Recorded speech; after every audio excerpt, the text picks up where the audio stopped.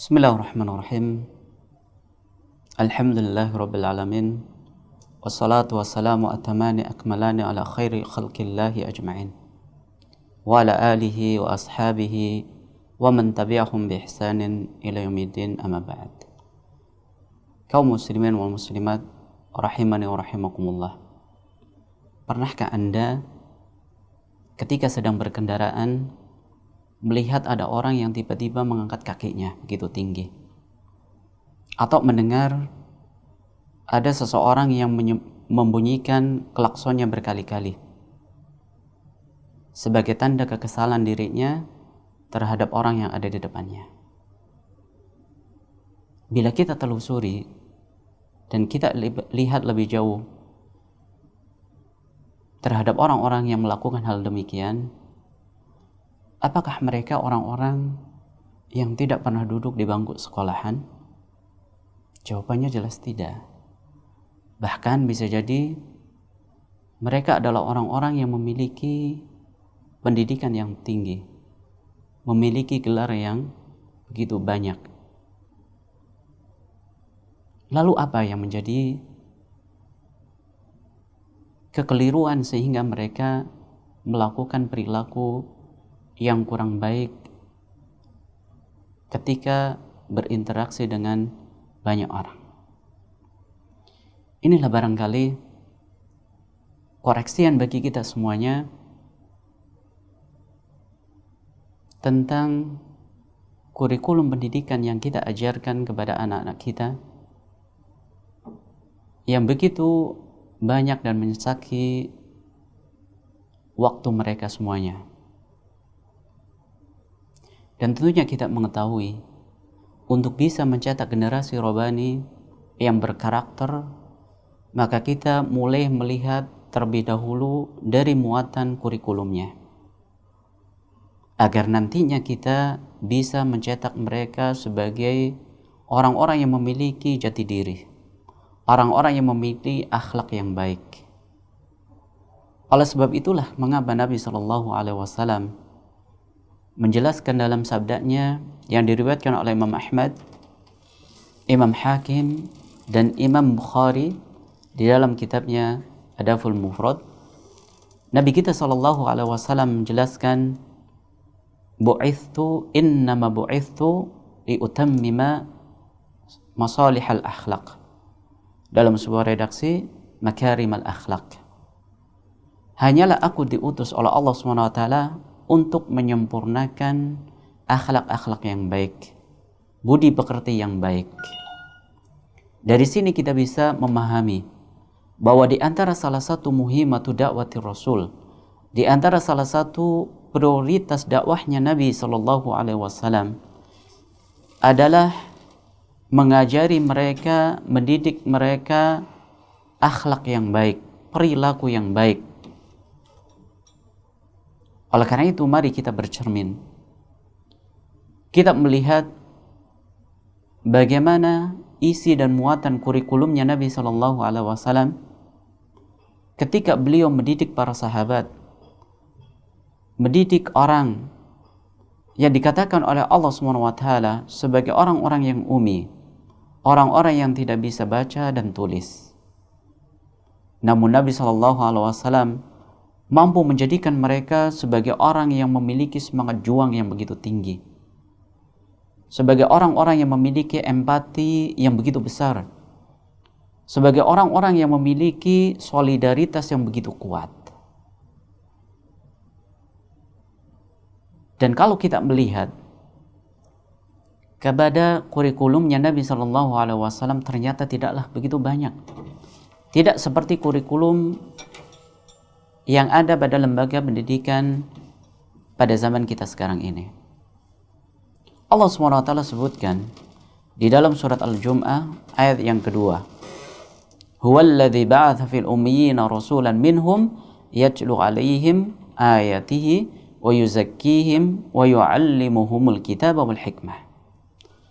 Allah SWT mengatakan, Allah lah yang telah mengutus seorang rasul di kalangan orang-orang yang ummi, orang-orang yang tidak bisa baca dan tidak bisa menulis. Kita bisa merasakan bagaimana sulitnya mendidik, mengajar orang-orang yang tidak bisa baca dan tulis, buta huruf. Kita membutuhkan kesabaran, kita butuh ketelatenan, keuletan. Namun itu tidak bagi Nabi Shallallahu Alaihi Wasallam. Beliau mampu mencetak mereka sebagai orang-orang yang memiliki peradaban yang begitu tinggi. Apa sejatinya kurikulum yang dimiliki oleh beliau sehingga begitu ampuh dan menjadikan mereka begitu tangguh? Yang pertama Allah SWT menyebutkan adalah wa yatslu alaihim ayatihi, membacakan kepada mereka ayat-ayat Allah, dibacakan tentang firman-firman Allah Subhanahu wa taala. Oleh karena itu kalau kita melihat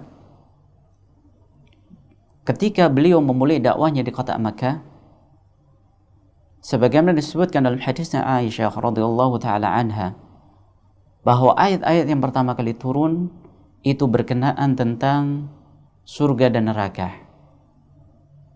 Mengapa demikian? Supaya mereka termotivasi dan merasa takut dengan ancaman bagi orang-orang yang menyimpang.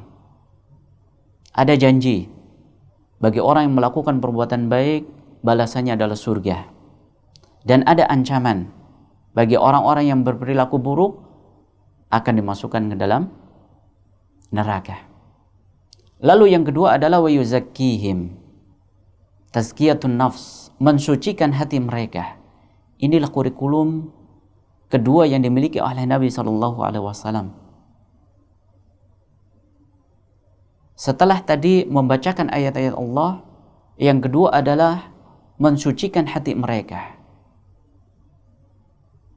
Karena kita mengetahui sebuah perilaku baik itu akan muncul dengan sendirinya secara spontanitas tatkala hati orang tersebut bersih dan baik.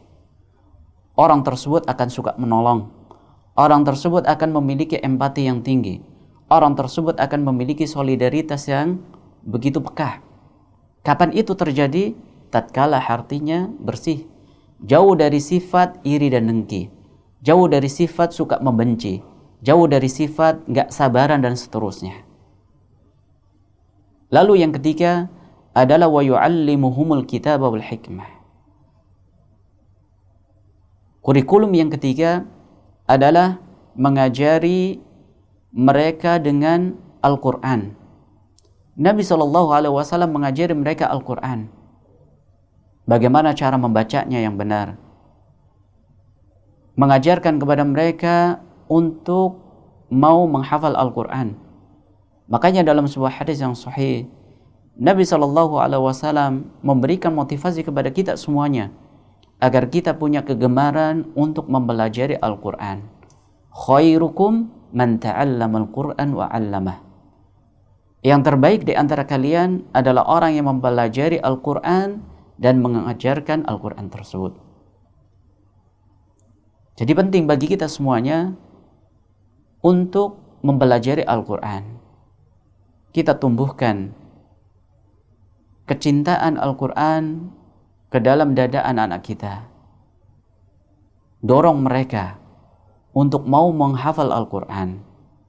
Dan yang tidak kalah pentingnya adalah ajari mereka untuk memahami ayat yang telah mereka baca dan yang telah mereka hafal. Lalu aplikasikan dalam kehidupan seharian. Lalu kurikulum yang terakhir, yang keempat, yaitu mengajari mereka al-hikmah. Para ulama ada yang menafsirkan al-hikmah di sini adalah hadis Nabi Shallallahu Alaihi Wasallam. Jadi Nabi Shallallahu Alaihi Wasallam mengajari mereka hadis-hadis, yaitu ucapan dan perbuatan Nabi Shallallahu Alaihi Wasallam. Beliau seringkali menegur ketika ada orang yang keliru. Beliau seringkali memberikan semangat bagi orang yang telah melakukan kebaikan. Lalu beliau juga memberikan contoh dalam kesehariannya yang begitu sederhana, bagaimana cara berlaku baik kepada orang lain ketika berinteraksi dengan keluarga, dengan tetangga dan seterusnya. Ajari mereka dengan al-hikmah, sunnah Nabi SAW. Ada pula ulama yang menafsirkan al-hikmah di sini adalah ilmu umum. Ilmu yang bisa memberikan manfaat bagi orang tersebut di dunia sebelum di akhiratnya. Jadi kalau kita perhatikan, kurikulum yang dimiliki oleh Nabi SAW tidaklah begitu banyak. Cuma ada 4. Bacakan mereka tentang ayat-ayat Allah SWT yang berisikan motivasi dan juga ancaman. Lalu yang kedua adalah ajari mereka tentang akhlak yang baik. Bersihkan hati mereka terlebih dahulu. Lalu yang ketiga adalah ajari mereka Al-Quran. Karena bisa jadi ada orang yang memiliki pendidikan yang tinggi akan tapi tidak bisa membaca Al-Quran. Ini sangat mengenaskan. Lalu ajari mereka tentang sunnah, adab Nabi SAW. Oleh karena itu mari kita berusaha bercermin, kita berusaha meniru kurikulum yang dimiliki oleh Nabi SAW di dalam mencetak generasi yang begitu tangguh, agar kita bisa menjadi bangsa yang memiliki karakter, sebagai bangsa Melayu yang tidak suka menjiplak budaya dan perilaku orang-orang Barat. Kita adalah bangsa yang memiliki norma dan aturan. Oleh karena itu mari kita berusaha menerapkan pendidikan ala Nabi SAW kepada anak-anak kita. Semoga yang sedikit ini bisa memberikan manfaat bagi kita semuanya dan bisa memberikan inspirasi bagi kita semuanya, sehingga nantinya bisa kita aplikasikan dalam kehidupan seharian kita. Wallahu ta'ala a'lam bishawab. Subhanakallahumma wa bihamdika asyhadu an la ilaha illa anta astaghfiruka wa atubu ilaik. Assalamualaikum warahmatullahi wabarakatuh.